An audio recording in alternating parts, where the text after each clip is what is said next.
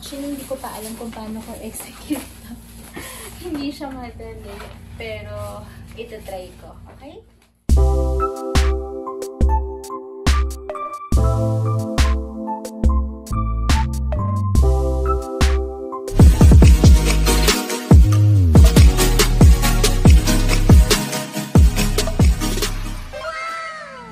Welcome to my channel. So for today's video, gagawin ko na yung long overdue project ko, which is yung room wallpaper installation na DIY. Ang lalagyan ko lang is itong part na to, yung may dark na gray, and ako lang mismo yung mag-i-install. I'm not sure kung magiging successful ako dito sa project na to, pero I hope magawa ko siya kahit wala akong katulong. Siguro around 4 meters high yun. Background lang tungkol sa room na to. So actually, itong room paint ko na to, DIY ko lang din siya. Ako lang yung nag-paint way back 3 years ago. And gusto ko lang ayusin yung part na ito. Before we start, I'm just going to show you yung mga materials na gagamitin ko na nabili ko sa Shopee as well as its price. Okay? So, ito yung wallpaper na gagamitin ko. Yan. Color gray siya. And matte finish, hindi siya glossy. So, I have 3 of this. Each has 10 meters. Tapos meron lang ako ditong isa para lang siyang wood na design. Color pink and beige. So, di ko pa alam kung anong gagawin ko dito sa wood type na to. Kung gagawin ko ba siyang accent dito or whatever. And then, bumili rin pala ako ng decal, which is Dreamcatcher decal from Shopee as well. It only cost me like 99 or 100 pesos. Ito, para dito sa decal nito. So, sticker din siya. Pwede mo tanggalin yun isa-isa, tsaka mo i-design din as you wish, kung paano mo siya gustong ilagay. Yes. So, medyo malaki din naman siya. And sobrang mura niya for 100 pesos.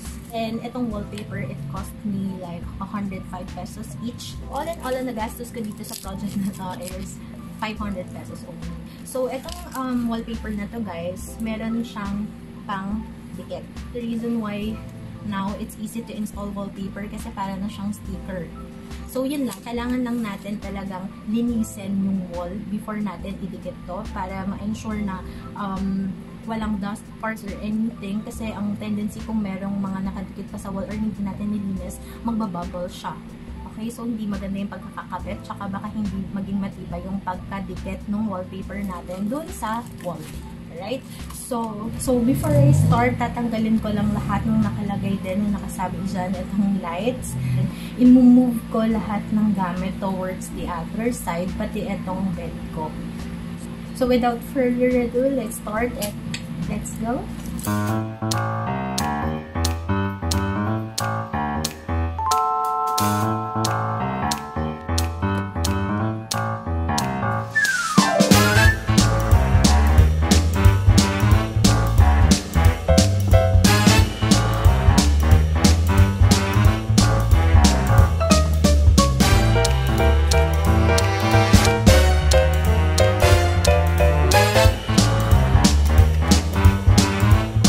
Natanggal ko na lahat ng nakadikit doon. So, ang next kong gagawin is ipupunasan ko na lang siya. Kunin ko lang yung mga tools na gagamitin ko para matanggal ko lang yung mga nakadikit dyan, and as well as yung gunting.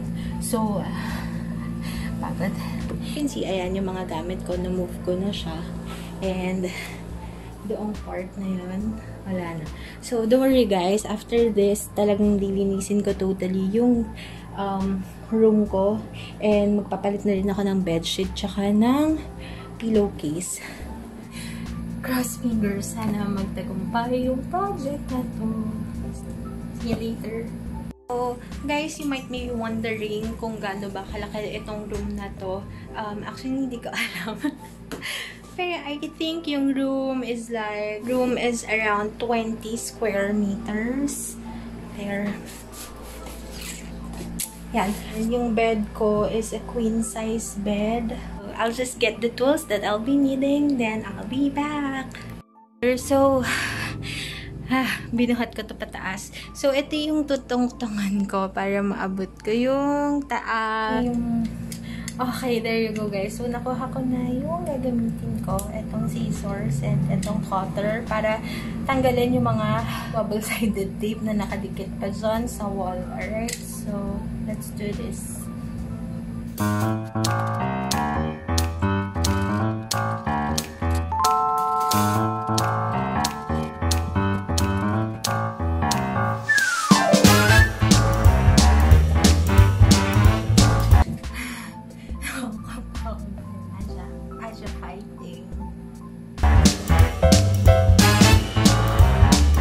So guys, natapos ko nang linisin yung wall. Napunasan ko na siya para mawala yung mga dust kadikit sa kanya for us to be better to stick this wallpaper. So ang naisip kong gawin is siguro yung 1/4 sa baba or until dito.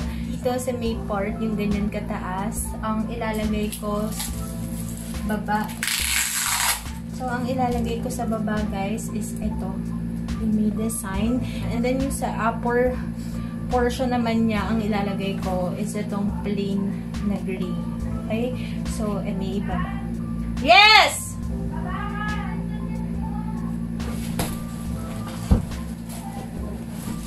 Okay, guys. So, commercial, tinawag ako ng pinsan ko. Binigyan na kami ng barangay namin na quarantine pass.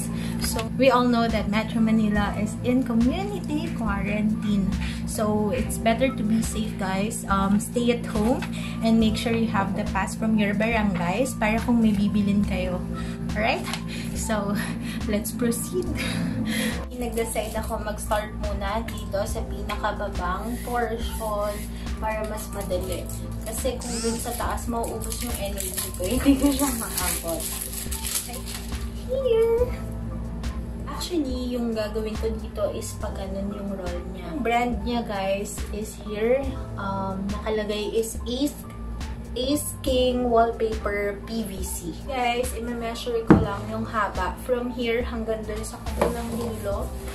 Wait lang. Hanggang dun sa kabilang dulo. Yan. Okay?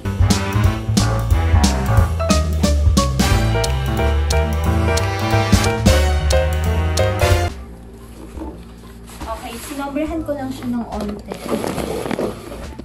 So, makikita nyo dito guys, may mga lines siya. There. Okay? May mga lines siya. So, dun ako gugupit.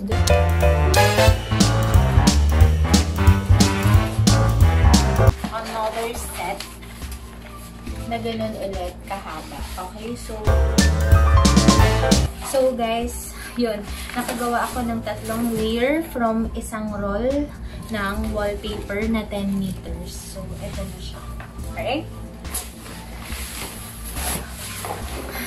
This is such a challenge. And this is so hard. As you can see, yung baba, marami talaga siyang scratches. So, ito, hanggang dun. Okay? So, actually, hindi ko pa alam kung paano ko execute. Hindi siya madali, pero ito try ko, okay?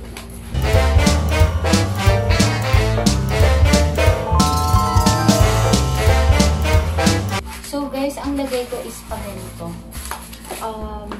Yan. Meron lang ako ditong pangpunas kasi kailangan ko siyang punasan pag i-stick ko na for now kasi kailangan ko muna tanggalin itong pangdikit. Yan. Ito yung parang sticker niya.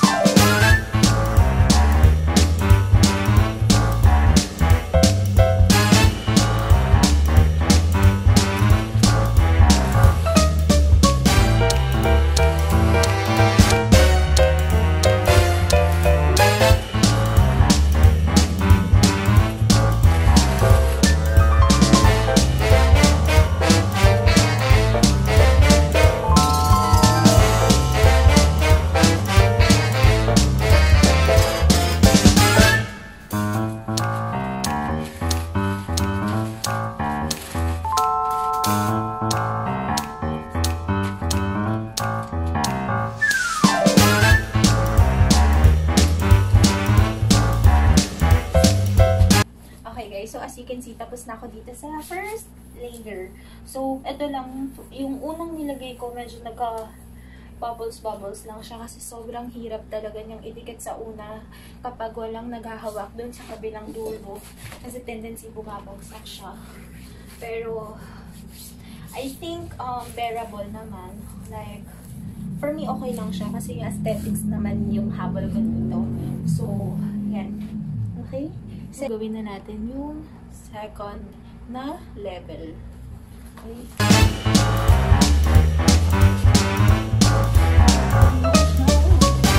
Actually guys, what I need to do is mapagdikit ko or mapagduktong ko itong dalawa. Basta guys, madikit niya na naman yung part na to, yung unang-una. Madali na naman siya eh.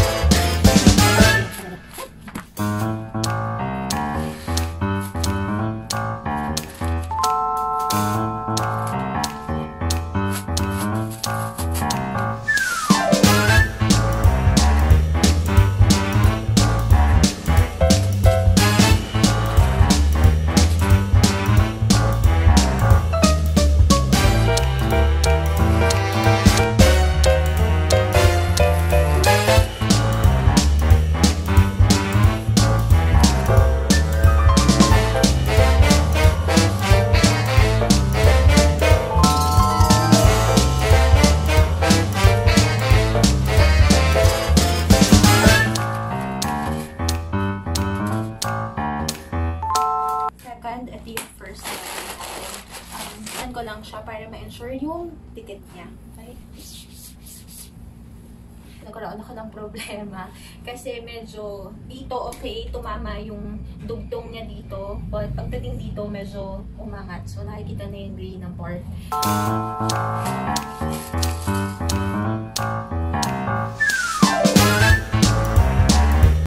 So guys, alam niyo yung feeling na nagpapa-install kayo ng screen protector sa phone nyo, na pag nilagay yung film may bubbles pa sa loob, tapos tinatanggal nila ate girl.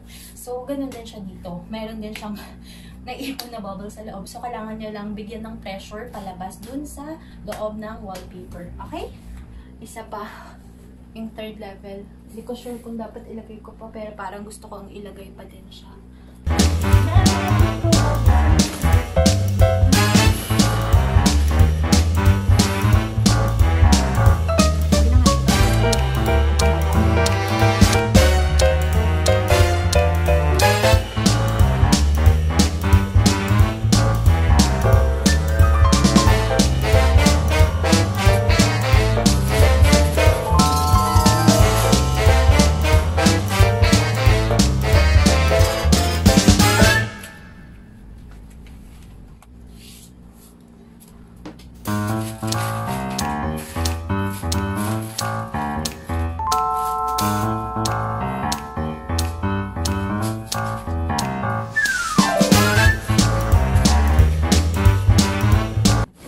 Okay, so guys, as you can see here, nagkaroon ng, yan, mayroon siyang agwat between itong dalawang wallpaper, itong dalawa. So, ang gagawin ko, gumupit lang ako dun sa mga sumobra na same na color niya or design, tapos lalagay ko lang siya dito. Okay, ang na-consume ko dito, isang roll ng 10 meters na wallpaper, tapos may mga sobra-sobra pa. Probably dito ko siya ilalagay sa may gilid kung ano man yung sobra niya. So, there you have it. Ito na yung bago kong wall. And yung sa taas naman guys, ang gagamitin ko doon, yung gray. Though, I don't think medyo malaki yung magiging difference niya kasi gray din naman yung doon, yung paint ko sa taas. So, yeah.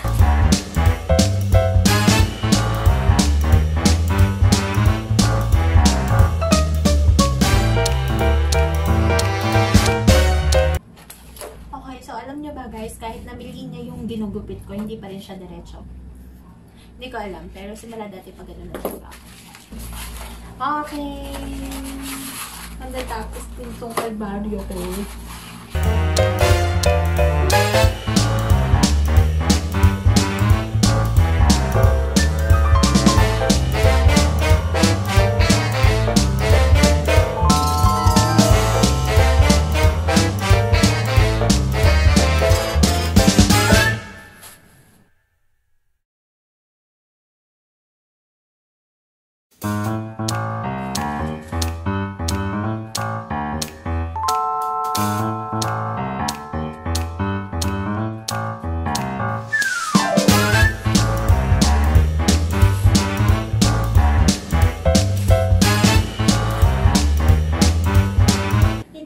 Lower part and ito yung upper part. So gray and pink na may wood na touch. Guys, I'm actually done with this. Yung wallpaper installation is done na. So ayan na yung finished product ko. So yung design niya is Dreamcatcher. So isa-isa ko siyang i-install dun sa may green na part.